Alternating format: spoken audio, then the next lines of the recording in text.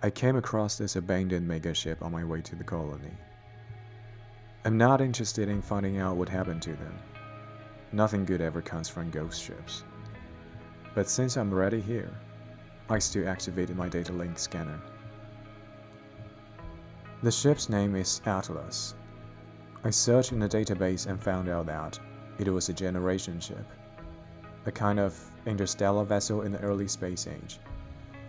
I remember my father telling me about the story of the generation ship project.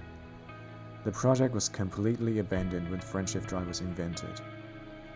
Though many of the generation ship arrived at their destination safely, there were still plenty of them suffered a terrible fate, like disease, civil war, cuts, etc. I guess that's the same with Atlas, but I was wrong. The only data I can recover was the voice record of the ship chief engineer Tom Edwards. Record shows that 9 months before their arrival, Tom detected some minor issues with the ship's engine. He reported to the crew, but the problem was never properly handled. And finally, it became a catastrophic failure. Atlas couldn't decelerate and enter the orbit of their destination.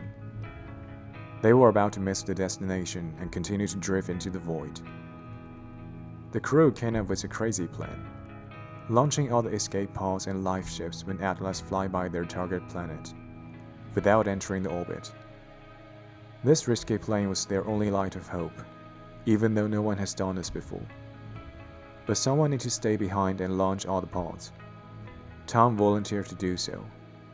He didn't tell his wife Jane about that. He was afraid that his pregnant wife would insist on staying behind with him. The launch went almost smoothly. Only one escape pod didn't make it out. Tom was leading the evacuation plan on the bridge when Jane reached him on the radio. She was about to get crazy because she couldn't find Tom anywhere, and the escape pod was about to leave.